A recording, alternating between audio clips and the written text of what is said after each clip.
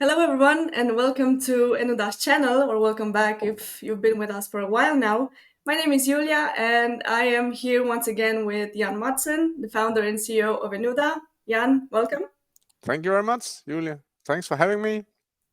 So I gotta tell you guys, we have a pretty special video today because we're planning to do a Q&A series, and this is the first one of the series where we take a specific topic, well, more or less specific, and we just answer the most frequently asked questions about it, questions that we get as Premier Ignition integrators.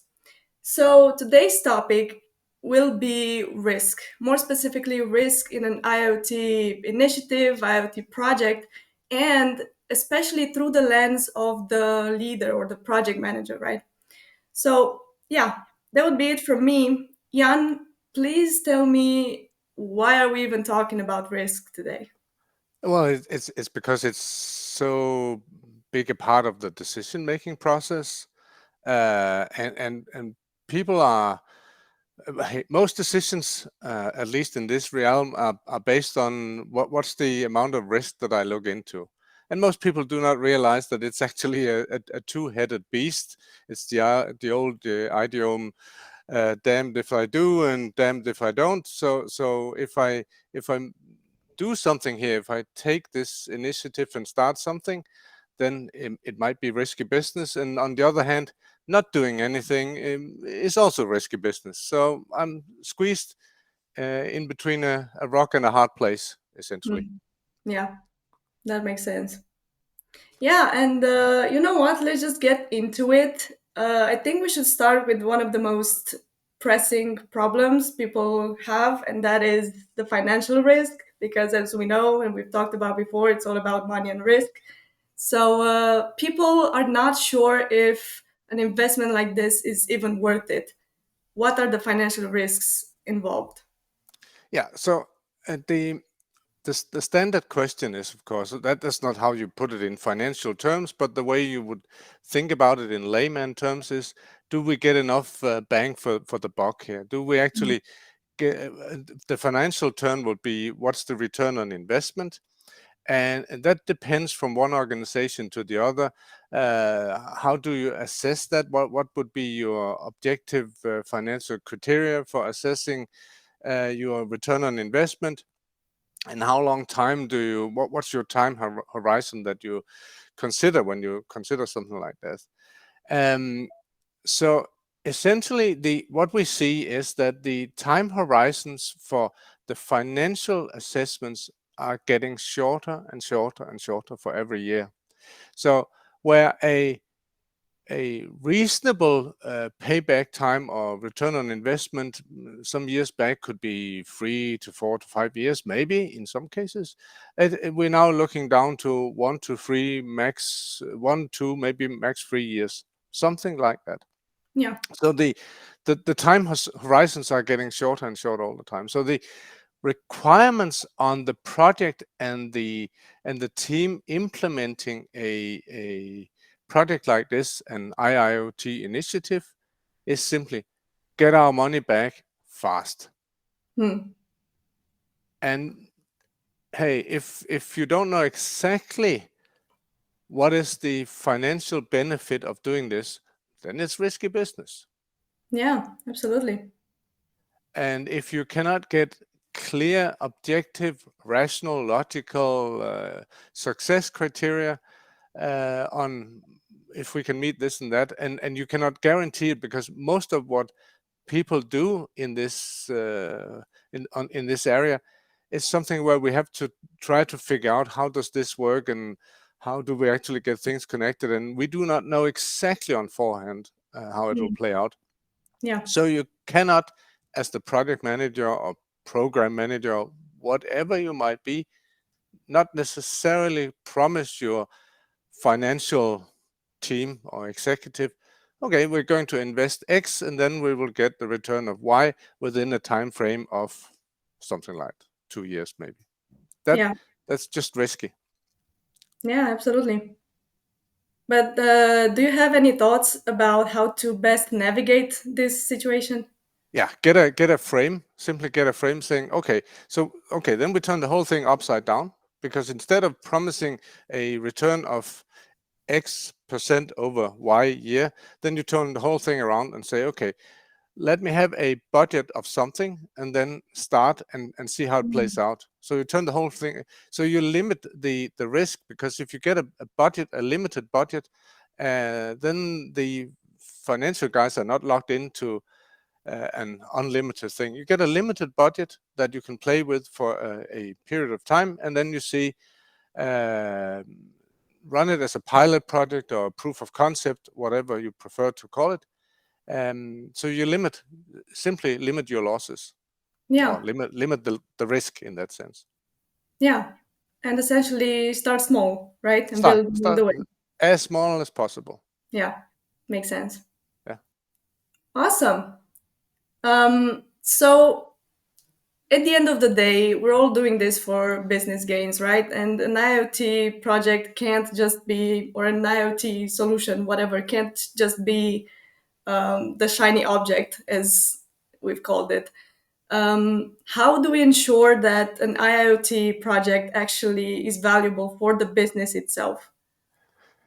That is a super relevant question, and it's one that I would say many people tend to forget about, because we engineers, for crying out loud, we can't help ourselves, so we tend to get super enthusiastic about new shiny objects. So the whole idea, Julia, about trying to take away the idea of shiny objects from engineers ain't gonna work. Forget about it.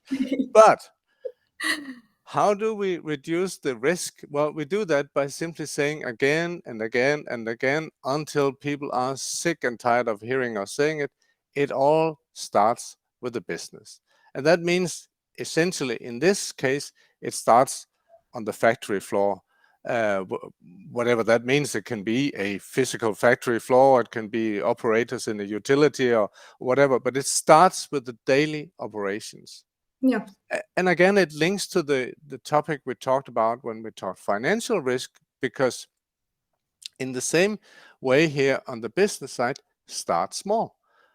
Go to your operational people, go to the folks in charge of the daily operations, and ask them, what is irritating, what is annoying, what would make your life better tomorrow if I could fix it today? What is an obvious business problem that you're struggling with? And lo and behold, it will be something so ridiculously small or not fancy that the engineer will think, yeah, hey, that's what happened to my shiny object, right? Yeah, yeah. yeah. But start with the things that irritates people sitting with the daily operations. Yeah, I think it's easy for engineers, especially, to get lost in the bigger picture and in the possibilities that can happen. But at the end of Yeah, the day, it's yeah, like you said, start with the operators, find and solve very small, specific problems yeah. for them. Yeah. Uh, for example, we had a project where two guys in the control room, they said, yeah, well, when something like this happens, we get an alarm, and then I have to act on that, and then I have to find the right information, and that is in a PDF document that somebody might or might not have updated with the right phone numbers, and then and we hey, this sounds like a very low-key problem to solve. Yeah, but it would be super valuable if you could solve it. So it's not we're not doing revolutions here. We're doing small, incremental, evolutionary steps to make people's lives easier. That's just how it is, and it starts with the people working on the factory floor or in the control room or the daily business. Yeah, absolutely. All right. So we've talked about money, we've talked about business a little bit. Let's move on to tech. How do we Mm. make sure that we're making the right choices when it comes to technology? The easy answer is we don't. Okay. Yeah, that's the easy answer. Hey, again, so that's again one of those things where managers and engineers and all kind of that's the downside of a long academic education, right?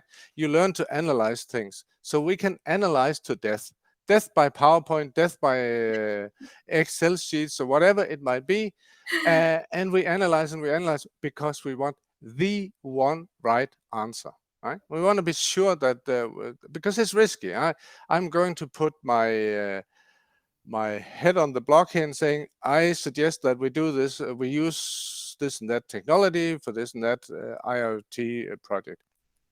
That is, of course, risky. If I was wrong, I look like an idiot, and I don't want to look like an idiot. So, hence, I want to be sure that what I suggest is the right thing. And my answer to that is twofold. One is, hey, I get you. I know where you're coming from. Of course, it's risky. I understand that.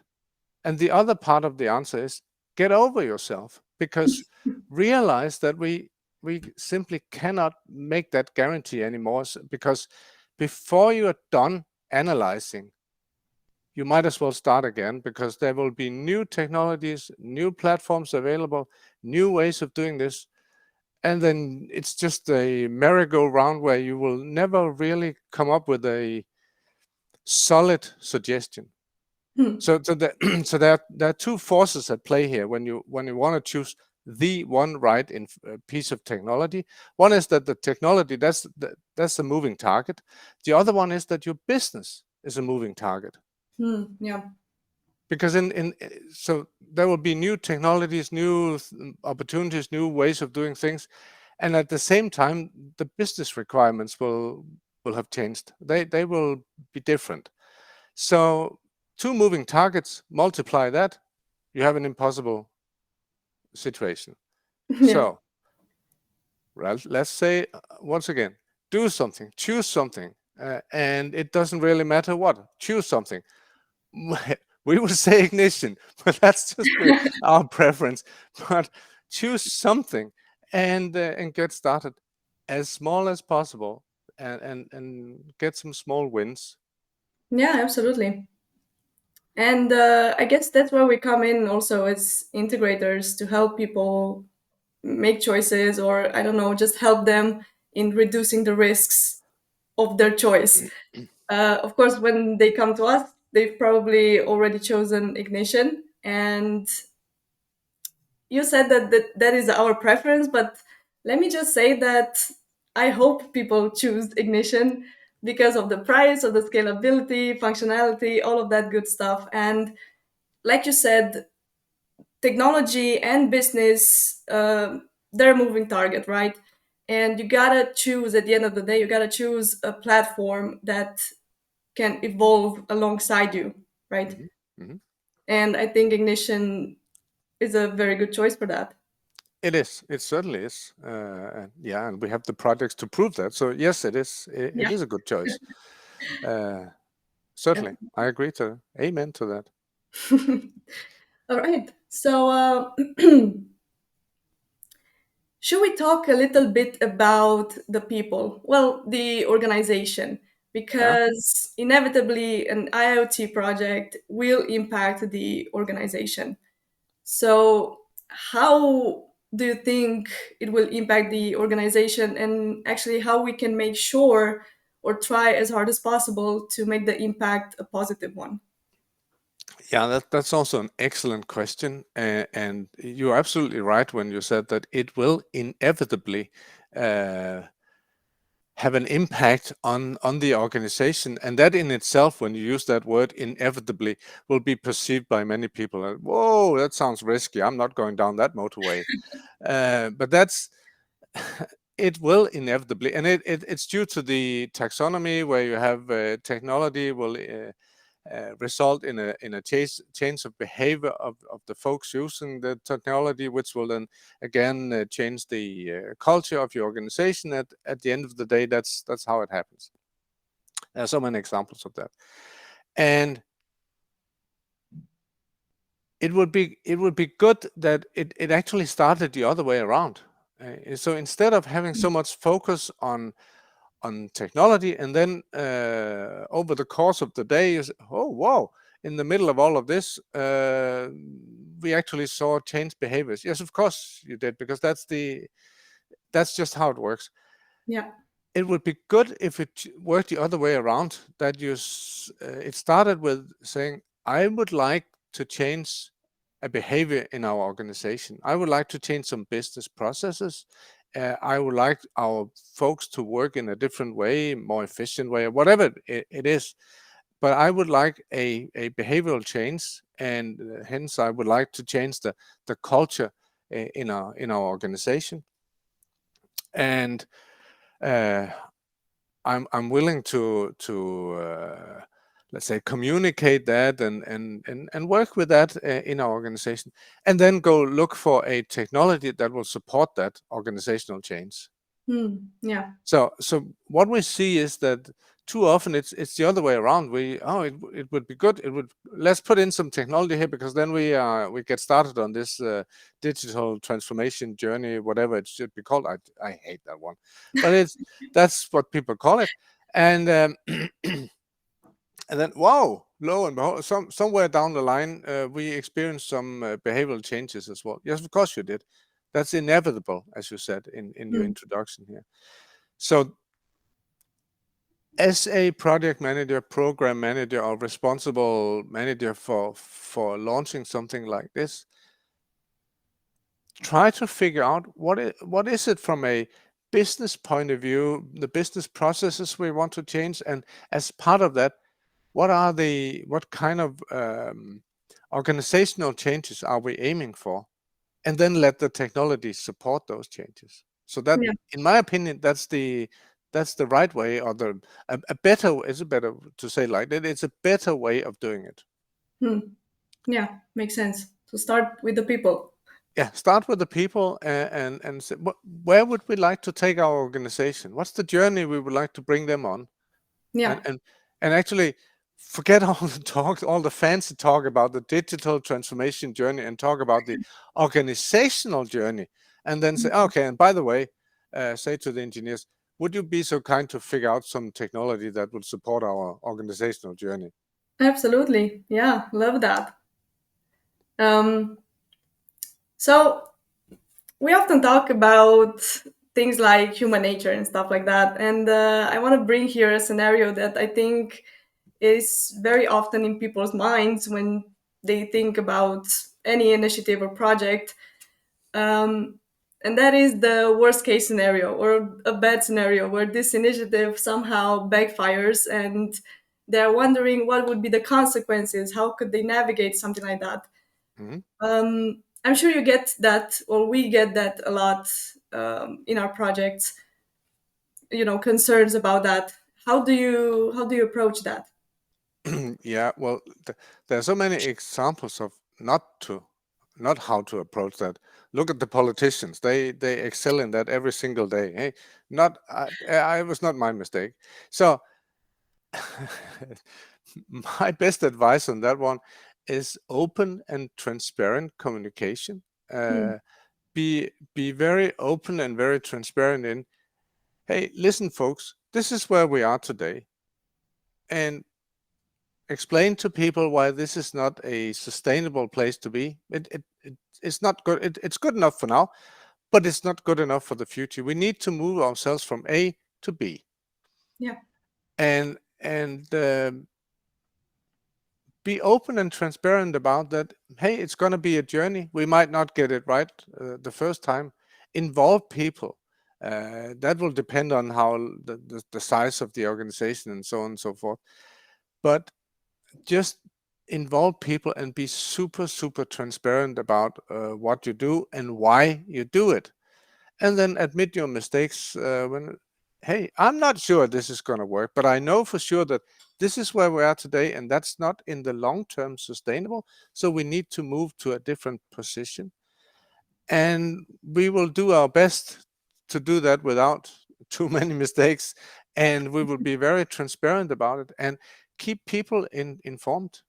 Mm-hmm. One of the things of all people, you should know that in communication, the golden rule is that people will start to understand what you're saying when you are sick and tired of telling the same story over and over again, right? Absolutely, yeah. Yeah. So it's not good enough to say, well, didn't you get the memo? That's just, hey, that's not good enough, folks.